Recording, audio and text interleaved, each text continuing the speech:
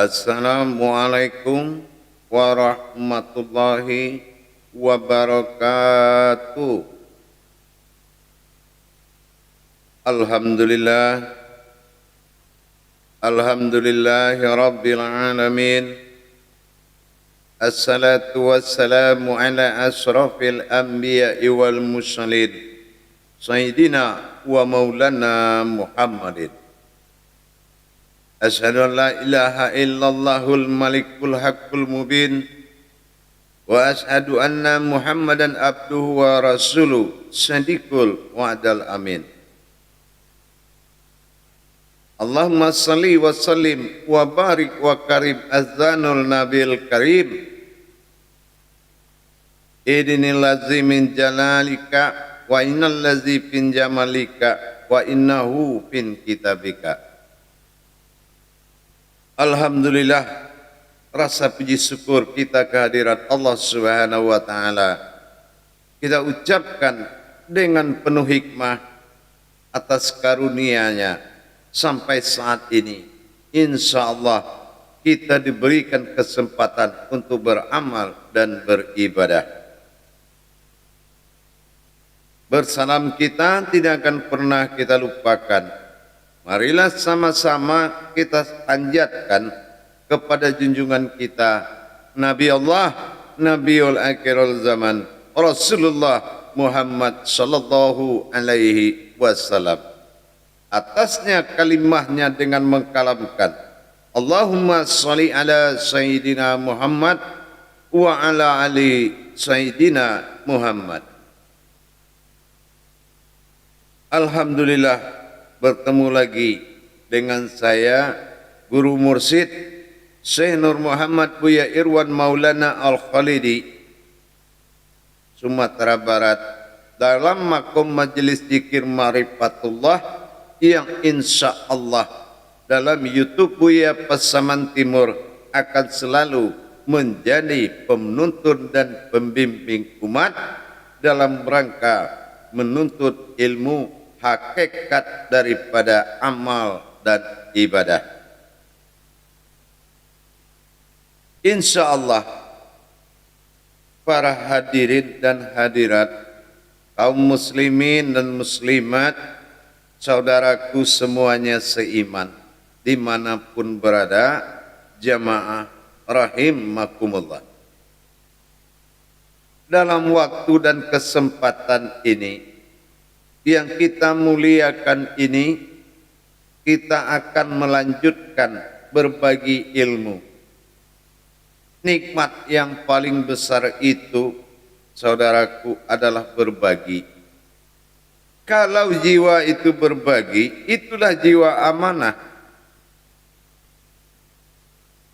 Beramanah Rasulullah untuk umatnya, maka kalau memang kita adalah Maujudullah, bagian dari rohaninya Rasulullah, tugas kita menyelamatkan sesama dengan ilmunya di bawah tuntunan ajaran Rasulullah Muhammad sallallahu alaihi wasallam.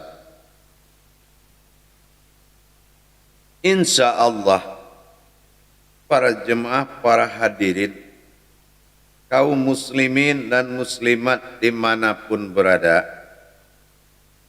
rahimakumullah. Insya Allah pada tayangan ini saya akan berbagi ilmu tentang kembali kepada ibadah sholat. Kita akan membahas yaitu tentang hakikat pensaksian dalam sholat. Apa sebetulnya makna pensaksian dalam rangka fardu ain? Di tayangan yang seselama ini yang telah kita tayangkan, pernah saya menyampaikan fardu itu wajib ain melihat atau menyaksikan sesuai dengan kodrat kita. Apa yang harus kita saksikan? Bagaimana perjalanan mendirikan penyaksian di dalam sholat ini? Inilah para jamaah hadirin yang dirahmati Allah. Kalau kita mengerti perjalanan kodrat daripada sholat itu adalah menuju sebuah perjalanan besar yang dituntut ketajaman dan ketinggian ilmu. Ketajaman pandangan dalam pensaksian dengan ketinggian ilmu dan wawasan, atau dikatakan martabat ilmunya. Kalau martabat ilmunya belum mencapai ke titik pensaksian, bagaimana bisa seseorang menjalankan hakikat sholat? Apa yang harus kita saksikan? Kita harus bisa menyaksikan perbuatan bagaimana terjadinya tujuan daripada hakikat sholat ini. Kalau kodrat sholat kita sudah tidak asing lagi. Kita sudah pasti memastikan kodrat sholat itu adalah diri dan Tuhan, dibalik menjadi diri Tuhan. Dan Tuhan yang berdiri, itulah yang menjadi sembahan. Tetapi dalam bidang pensaksian, itu kita dituntut lebih mengenal daripada kodrat yang berlaku dan berbuat dalam sholat tadi. Kita dituntut mengenal tajalli hakikat sholat itu. Kenapa? Karena sholat ini adalah salatu fil doa. Sholat ini sebuah doa, otaknya doa. Bagaimana kita menetapkan sebuah doa dalam sholat atau sholat menjadi doa? Tentu kita harus merapikan hakikat-hakikat daripada sholat ini. Pertama kita rapikan dulu, yaitu tentang hakikat daripada kodrat. Ini pertama. Kodrat siapa yang berdiri, kodrat siapa yang akan bertajali bergerak, apa wujud kodratnya. Nah, ini harus dikaji. Jangan kita memberikan suatu keputusan dalam perbuatan sholat menurut kemampuan kita. Sholat ini sahadah, dia langsung. Kalau ibadah langsung itu hukumnya satu, ihram. Ihram ini artinya satu, berasal dari kata sahadat, sahadah, ahadah. Menyatu langsung menjadi satu. Nah, ini dari sisi kodrat. Harus jelas pensaksian daripada takbir itu. Nih, kalau kita bicara pensaksian. Dan bagaimana dengan pentajaliannya? Nah, ini juga harus pensaksiannya penuh. Bagaimana leburnya berdiri itu menjadi sujud, menjadi duduk. Karena dengan sujud ke duduk saja, itu sudah memiliki pandangan-pandangan khusus. Harus ada, wajib ada yang disaksikan dalam setiap gerakan perbuatan sholat. Inilah gunanya syariat. Syariat ini adalah papan tulis, tempat kita belajar. Jadi kalau ilmu tinggi, tapi kita tidak memiliki syariat, apa yang bisa menjadi pedoman untuk belajar kepada Allah? Kalau tidak sebuah syariat, tapi bukan juga pelajaran syariat menjadi bekal menuju pelajaran kepada hakikat. Tidak boleh sebuah perbuatan amaliyah menjadi kodrat kajian. tetapi menjadi kodrat iman.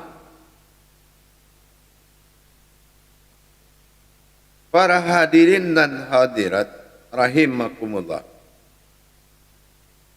Kalau kita sudah bisa menyaksikan yang ketiga adalah kodrat yang terjadi di dalam hakikat rakaat.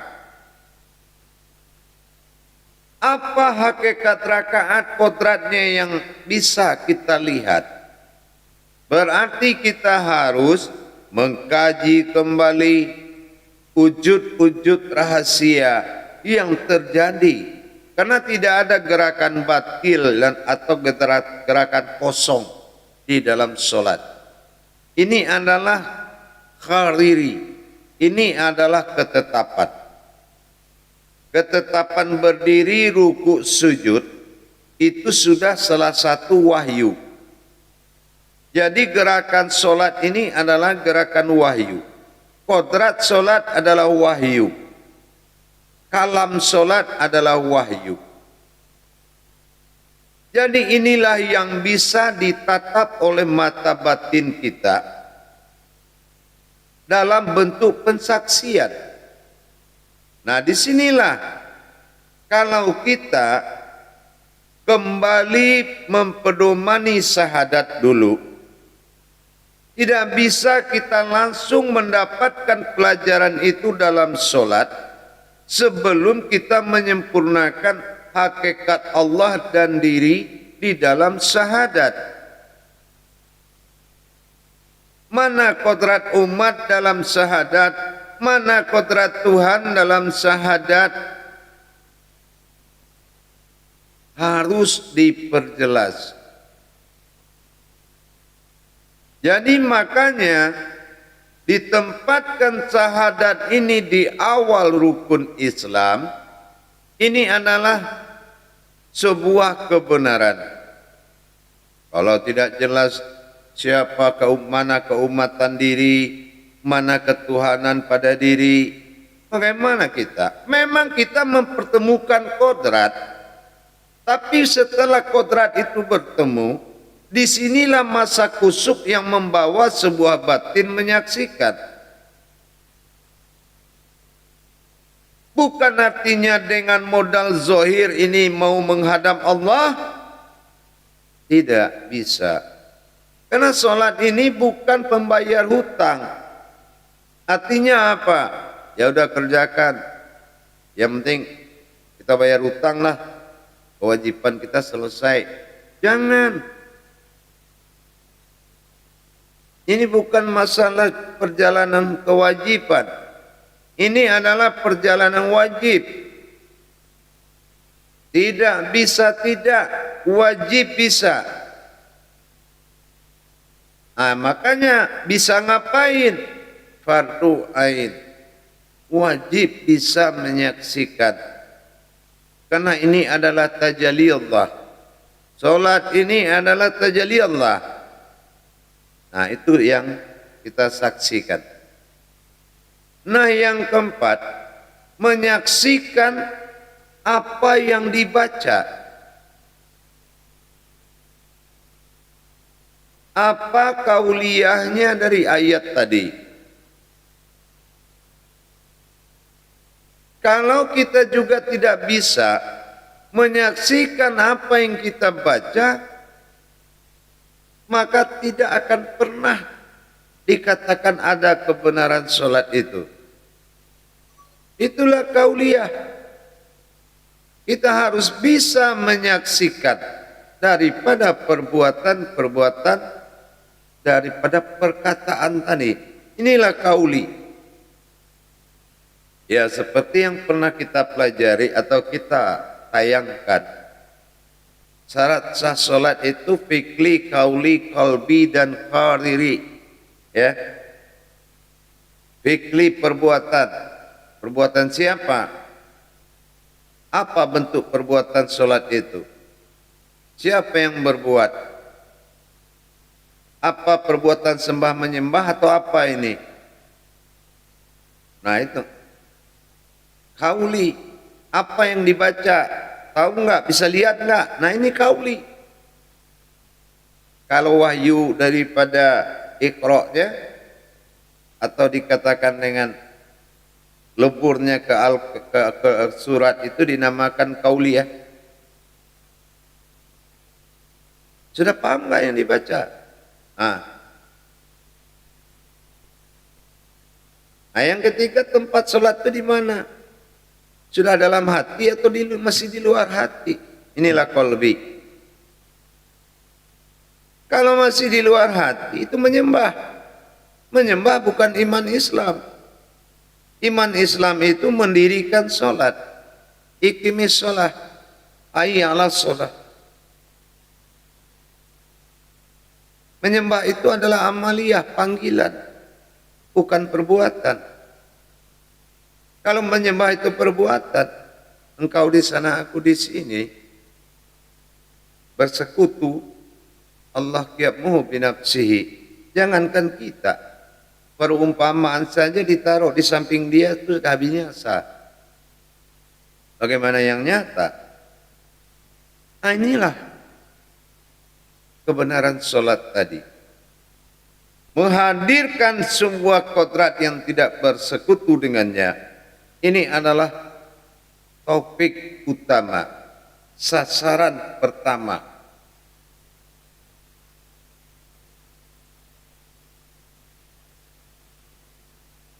Para hadirin jamaah yang dirahmati Allah. Berikut kita lanjutkan kepada pensaksian berikut, yaitu tentang perbuatan batinnya. Perbuatan batin diri menuju batinnya Allah. Batiniyah atau batinu disebut panafillah akan lebur ke dalam batin billah. Di batin billah akan terjadi mukasyafah. Nah, ini harus bisa kita saksikan. Seperti apa perbuatan yang kita lakukan, cara mengimplementasi atau mengirim sebuah pandangan daripada pensaksian kodrat-kodrat sholat seperti rukun dan rakaat. Bagaimana memberangkatkan sholat itu menjadi sebuah doa kalau kita tidak bisa membedah hakikat daripada perbuatan rakaat? Itu satu. Yang kedua, doa seperti apa dan siapa yang berdoa? Udah jelas, pasti ini adalah pekerjaan batin filah dengan batin bilah. Inilah pertemuan tadi yang harus disaksikan. Apa yang disaksikan? Yaitu sesuatu kauniyah terjadi, sambung batin, perkataan antar batin tentang kejadian-kejadian hakikat daripada rukun dan rakaat tadi. Rabbil filli warhamni wajiburni wa'adini. Coba semuanya. Bagaimana cara kita mengimplementasikan doa itu? Siapa yang menyampaikan dan kepada siapa disampaikan?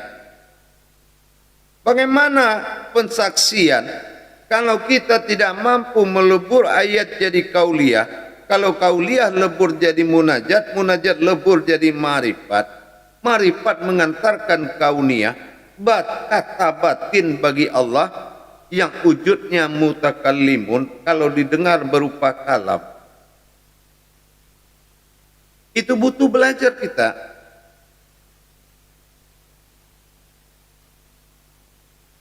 Keajaiban solat itu bisa menampung semua keinginan kita kalau sudah kita bisa menjabarkan mana hakikatnya. Gak perlu minta rezeki, sudah ada fasilitas ilmunya dalam. Gak usah minta macam-macam, sudah ada fasilitasnya di dalam. Mewakili semua doa.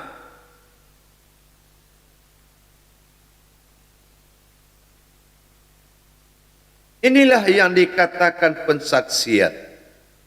Jadi kita harus benar-benar mendapatkan pandangan yang penuh, mulai dari kodrat, hakikat azan, sampai menuju salam. Harus penuh pandangan batin hakikatnya, yaitu menyaksikan kodratnya Allah, melihat kodratnya solat. Mana kodrat Allah yang jadi ma'rifat, mana kodrat diri yang menjadi pandangan, penyaksian. Dan ini wajib dipelajari. Setelah kita pelajari, wajib ditajalikan. Bukan hanya sekedar tahu, tapi juga diperjalankan di luar solat. Namanya riyadhah wal mujahadah. Dilatih dan diperjuangkan supaya bisa tepat sasaran pandangan dalam pensaksian tadi.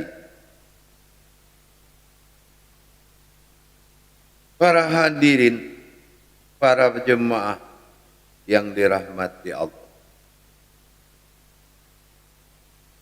Inilah pensaksian tadi. Jadi kita harus bisa menyaksikan perbuatan kodrat Allah di dalam menatap, melihat semua hakikat daripada perbuatan ibadah ini, sehingga disitulah kekusukan kita dalam rangka menyaksikan pandangan kita menuju penglihatan Allah terhadap melihat kodrat-kodrat rahasia solat.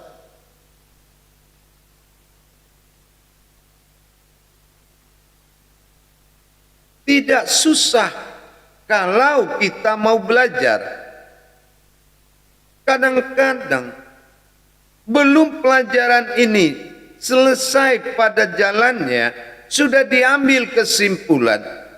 Sehingga kesimpulan menjadi bahasa kafir. Apa bahasa kafirnya? Udahlah, yang penting kan Allah aja yang ngadap dirinya sendiri.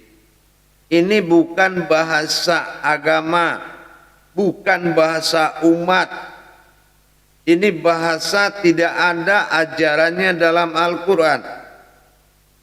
Kita boleh mengatakan bersifatnya Allah dalam diri, maka sifat Allah menghadap kepada Allah dan pensaksian ada dalam kodrat keinsanan. Ini yang benar. Makanya saya bilang, kita belajar ini ada 3 makom. Ada makom kodrat amaliyah, yaitu tata tertib dan menjalankan dengan tata tertib. Tertib berayat, tertib berakaat, dan tertib bersifat, tertib bernafsu, dan tertib beribadah. Yang kedua, Anda dikatakan makom ibadah, wujudnya hakikat. Nah, inilah. Yang ketiga adalah makomnya ilmu, menjalankan dengan kodrat ilmu. Nah, ini sudah beda penjabarannya. Jadi hati-hati di dalam menjalankan atau di dalam memberikan keterangan. Para hadirin, para jemaah yang dirahmati Allah rahimakumullah. Kelihatannya memang agak menyulitkan, tetapi karena ini makom rahasia, tinggal rahasianya dibuka maka ketahuan. Tapi adakah hatimu merasa bertuhan? Adakah jiwamu merasa bertuhan? Kenapa kalau Allah menyatakan kekuatan dan kekuasaannya di dirimu, kamu mempersulit dengan banyak mempersulit pertanyaan di dalam dirimu? Kenapa kamu tidak ikhlas? Ini menandakan jiwa ketuhanannya belum muncul. Semangat berilmunya tinggi. Akhirnya ini yang dikhawatirkan. Semangatnya cepat, malasnya lama. Makanya belajar ilmu tauhid butuh hati yang benar. Apalagi tauhid ini adalah syahadat yang ada menjadi tiang kaji. Inilah kebenarannya. Untuk itu, meningkatkan pensaksian dalam sholat, tentu kita meningkatkan kualitas pengkajian tentang hakikat-hakikat dan sir sholat itu. Insya Allah pada jemaah, kalau memang berniat ingin belajar memperdalam ilmu amal ibadah, silakan menghubungi nomor telepon pada YouTube Buya Pasaman Timur dan masuklah ke dalam bimbingan belajar grup-grup yang telah disiapkan, tentu dengan melengkapi persyaratan-persyaratan dan akad-akad kajinya. Insya Allah, jangan salah memahami, jangan salah menilai dari apa yang diniatkan oleh Allah.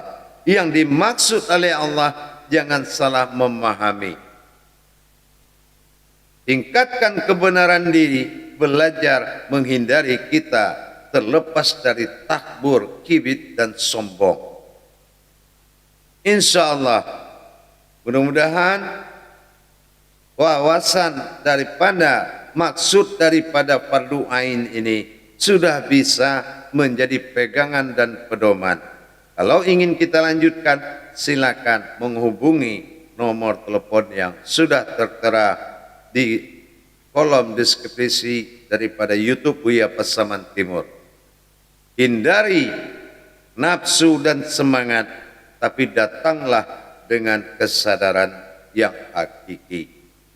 Demikian untuk pembahasan wawasan mengenai hakikat daripada pentaksian dalam sholat, yaitu fardu ain. Insya Allah baik daripada semua jemaah hadirin dan para kaum muslimin dan muslimat, saudaraku dan seiman, mari kita selalu berbagi di jalan yang hak. Tinggalkan kemudahan, capai suatu kesulitan di jalan Allah. Sesungguhnya di dalam kesulitan itu terdapat kemudahan yang lebih mudah dari segalanya. Akhirul kalam wabillahi taufiq wal hidayah. Wassalamualaikum warahmatullahi wabarakatuh.